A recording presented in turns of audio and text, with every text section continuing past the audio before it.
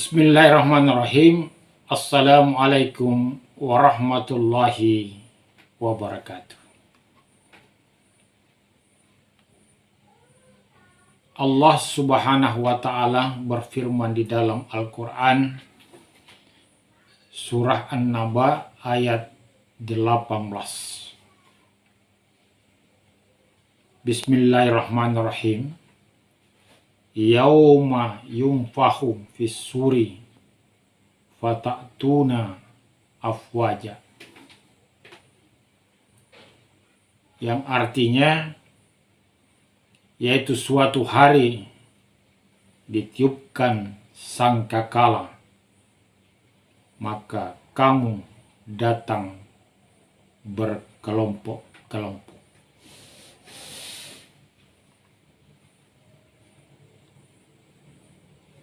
Mu'adz bin Jabal mengisahkan bahwa Rasulullah Shallallahu Alaihi Wasallam pernah ditanya terkait ayat tersebut di atas tentang maksud dan maknanya.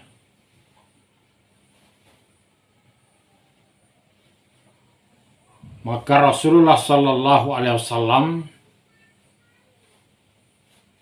ketika itu menurut Mu'adz bin Jabal langsung menangis sampai air matanya menetes ke tanah.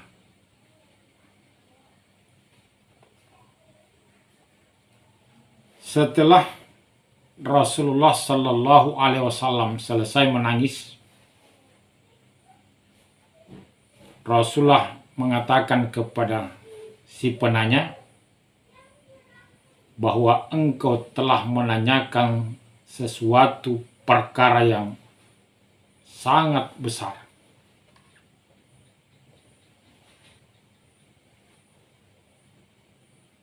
Kemudian Rasulullah melanjutkan bahwa maksud ayat tersebut adalah bahwa umatku pada hari kemudian akan dihimpun dan dibangkitkan dari kuburnya menuju pada mahsyar dengan berkelompok-kelompok. Mereka terbagi 12 kelompok.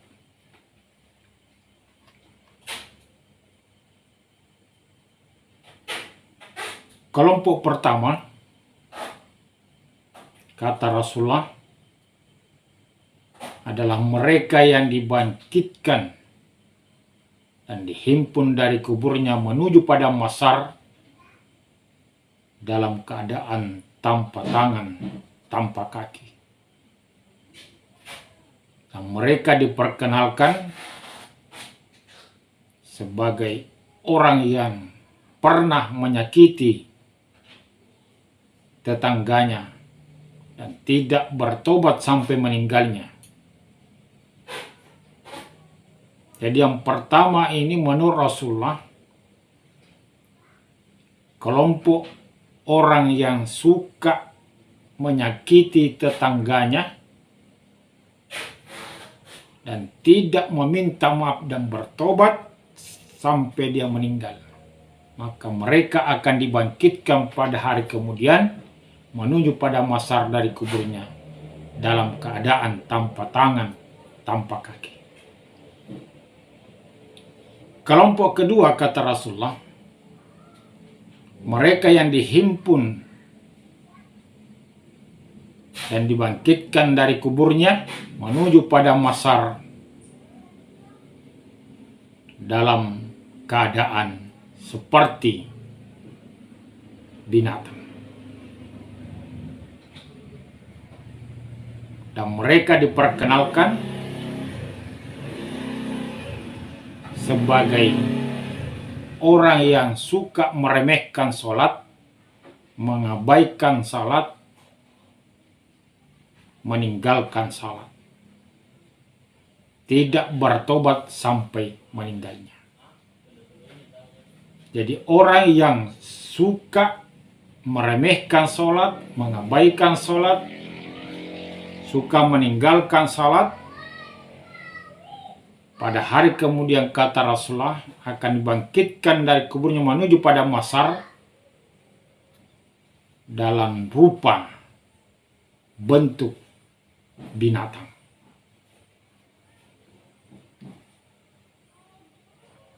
Kelompok yang ketiga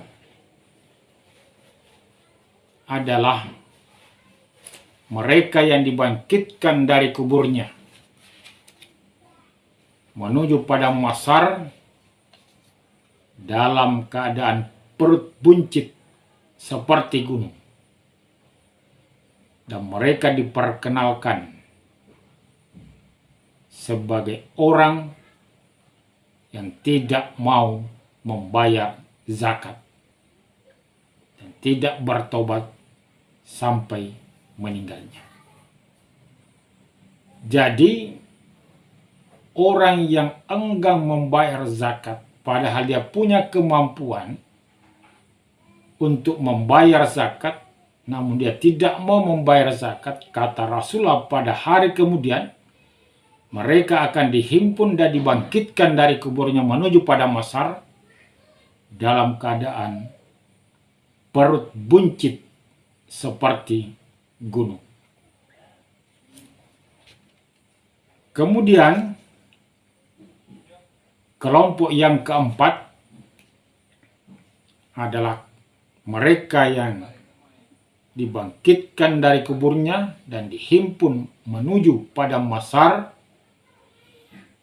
dalam keadaan keluar darah dari mulutnya, ususnya diseret. Mereka diperkenalkan sebagai orang yang suka berdusta dalam jual beli, suka bersumpah dalam jual beli, suka berjanji yang tidak ditepati dalam jual beli, dan tidak bertobat sampai meninggalnya. Jadi menurut Rasulullah, pedagang yang suka berdusta, suka bersumpah, suka berjanji terkait jual belinya dan tidak bertobat sampai meninggalnya, pada hari kemudian mereka dibangkitkan dan dihimpun menuju pada mahsyar dalam keadaan mulut mengeluarkan darah dan ususnya diseret. Kelompok yang kelima adalah mereka yang dibangkitkan dari kuburnya dan dihimpun menuju pada mahsyar dalam keadaan menyembunyikan diri dari manusia dan baunya busuk, lebih busuk dari bangkai. Mereka diperkenalkan sebagai orang yang suka berbuat maksiat secara sembunyi-sembunyi dari manusia dan tidak takut kepada Allah, dan dia tidak bertobat sampai meninggalnya. Jadi kelompok kelima ini adalah kelompok orang yang suka bermaksiat, bersembunyi-sembunyi membuat maksiat, merahasiakan maksiatnya dari manusia, dan tidak takut berbuat maksiat kepada Allah Subhanahu wa Ta'ala. Pada hari kemudian dibangkitkan dari kuburnya dan dihimpun menuju pada mahsyar dalam keadaan sembunyi-sembunyi dari manusia dan baunya lebih busuk dari bangkai. Kelompok keenam adalah kata Rasulullah, mereka yang dibangkitkan dan dihimpun menuju pada mahsyar dalam keadaan tanpa kepala. Mereka diperkenalkan sebagai orang yang bersaksi palsu dan dusta dan tidak bertobat sampai meninggalnya. Jadi orang yang suka bersaksi palsu, berdusta dalam kesaksiannya, dan tidak bertobat sampai meninggalnya, kata Rasulullah, pada hari kemudian akan dibangkitkan dari kuburnya dan dihimpun menuju pada mahsyar dalam keadaan tanpa kepala. Kelompok ketujuh adalah kelompok yang mereka dibangkitkan dari kuburnya dan dihimpun menuju pada mahsyar dalam keadaan mulutnya mengeluarkan darah dan nanah. Kepada mereka diperkenalkan sebagai orang yang tidak mau menjadi saksi kebenaran dan sampai mati tidak bertobat. Jadi orang yang tidak mau memberikan kesaksian yang benar dan tidak bertobat sampai meninggalnya, dia akan dibangkitkan dari kuburnya dan dihimpun menuju pada mahsyar dalam keadaan dari mulutnya mengeluarkan darah dan nanah. Kelompok ke-8, kata Rasulullah, adalah mereka yang dibangkitkan dari kuburnya dan dihimpun menuju pada mahsyar dalam keadaan terbalik. Kakinya di atas, kepalanya di bawah. Dan kemaluannya mengeluarkan darah dan nanah. Mereka diperkenalkan sebagai orang yang suka berzina.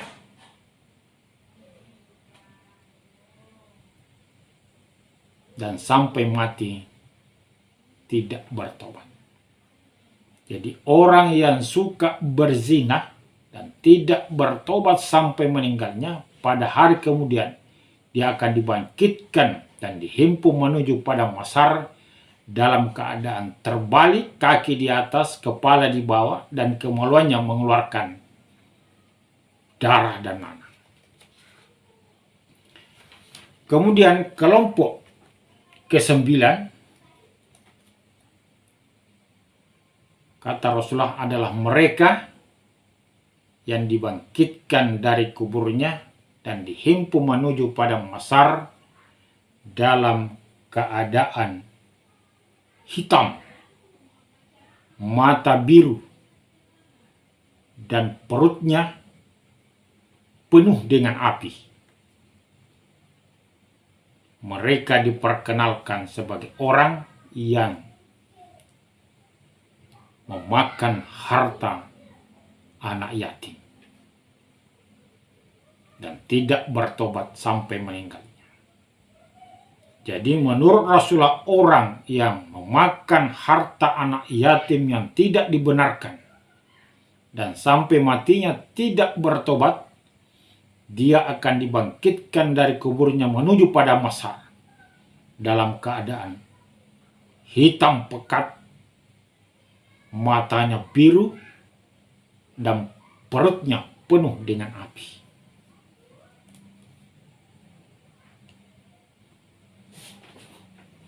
Kelompok ke-10, kata Rasulullah, adalah mereka yang dihimpun, dibangkitkan dari kuburnya menuju pada Masyar dalam keadaan berpenyakit lepra, belang-belang, dan berpenyakit kadas.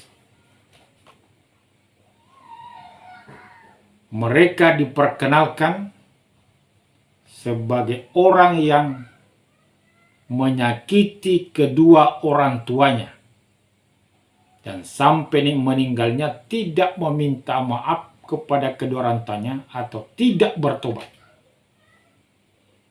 Jadi orang yang durhaka kepada orang tuanya, yang suka menyakiti hati orang tuanya, di hari kemudian dia akan dibangkitkan dari kuburnya dalam keadaan berpenyakit lepra atau kusta dan berbelang-belang serta berpenyakit kadas.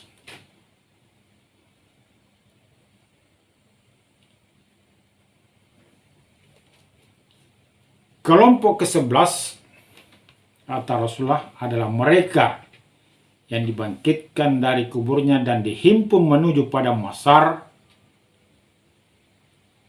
dalam keadaan buta hatinya, giginya menjulur seperti tanduk sapi, kelopak matanya menjulur sampai ke dadanya, lidahnya menjulur sampai di pahanya, dan dari perutnya keluar kotoran.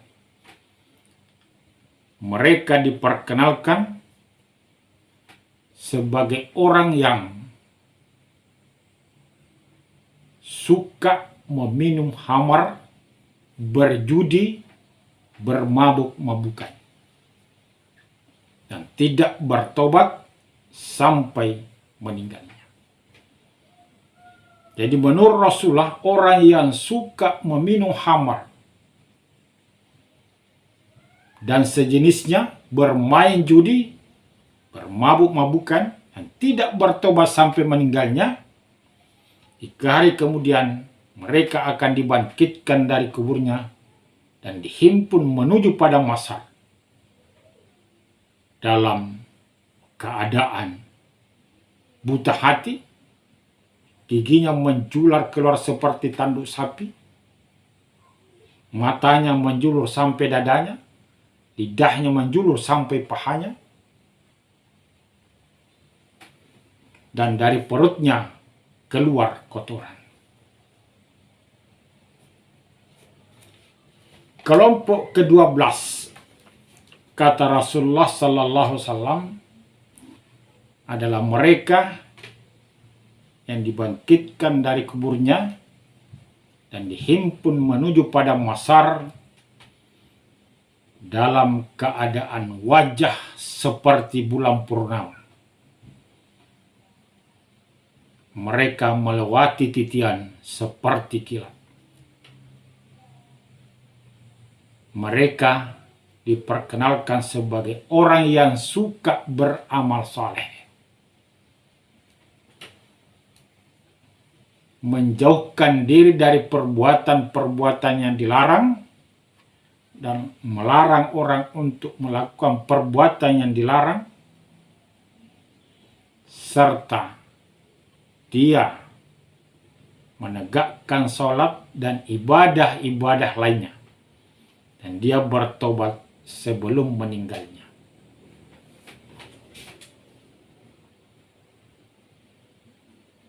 Inilah 12 kelompok umat Rasulullah Sallallahu Alaihi Wasallam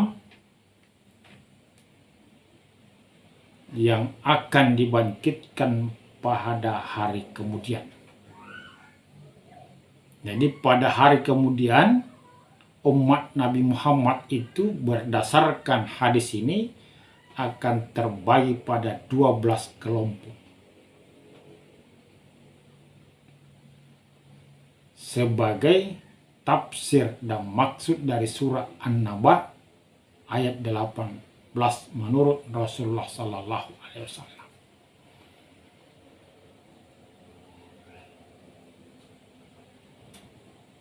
Dari penjelasan Rasulullah Sallallahu Alaihi Wasallam tersebut di atas dapat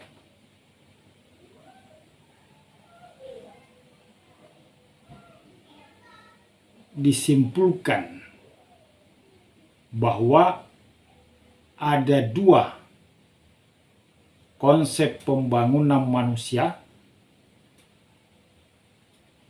dengan pendekatan yang berbeda dan hasil yang berbeda.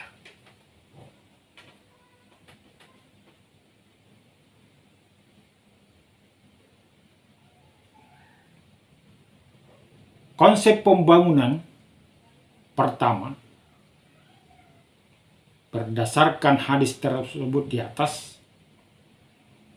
konsep pembangunan manusia yang pertama adalah konsep pembangunan manusia yang didasari pada hanya kemauan manusia, logika manusia, dan nafsu manusia, tanpa mengindahkan perintah Allah dan Rasul-Nya. Hanya akan menghasilkan di dunia berwujud manusia, tapi di hari kemudian kelak dia akan berbentuk binatang.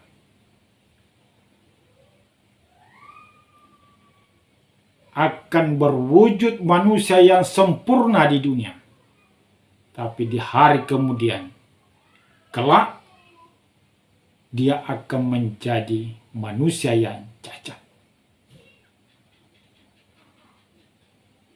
Akan menghasilkan manusia di dunia yang gagah, tapi di hari kemudian berbau busuk. Itu terlihat dari kelompok 1 sampai 11. Konsep pembangunan manusia yang pendekatannya pada logika, kemauan, nafsu manusia.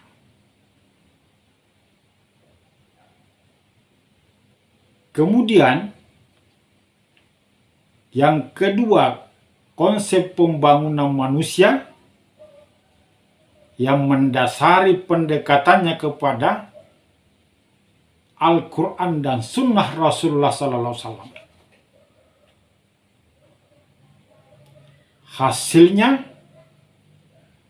manusia yang sempurna di dunia sampai di hari kemudian menjadi manusia yang sempurna dan mulia.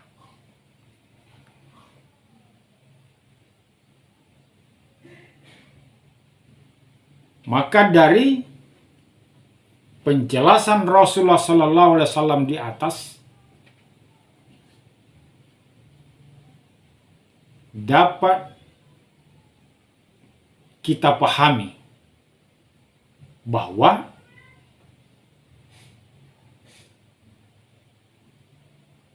di antara umat Nabi Muhammad yang mengaku beragama Islam, beriman, hanya sedikit yang konsekuen dan istiqamah menjalankan perintah Allah dan Rasul-Nya. Sedang sebagian daripadanya yang lebih banyak hanya mengaku Muslim, mengaku mukmin, tetapi nuraninya tidak berkenan menerapkan nilai-nilai Islam dalam kehidupan pribadinya maupun dalam kehidupan sosialnya.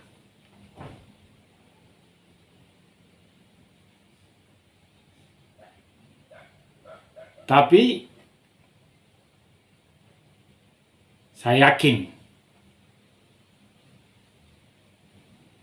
bahwa muslim dan mukmin yang berpikiran sehat dan waras tentu dia menginginkan dan mengidam-idamkan bukan hanya berbentuk manusia di dunia sampai di akhirat, tapi juga dia menginginkan kebahagiaan di dunia sampai di akhirat. Sebagaimana yang selalu disampaikan setiap hari dalam doanya, Rabbana atina fid dunya hasanah wa fil akhirati hasanah wa qina adzabannar.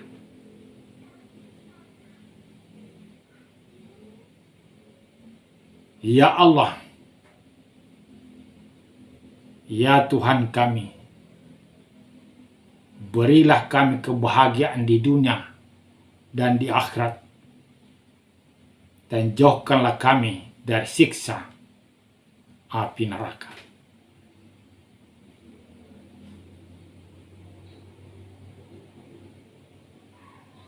Demikian yang dapat kami sampaikan. Wabillahi taufik wal hidayah. Wassalamualaikum warahmatullahi wabarakatuh.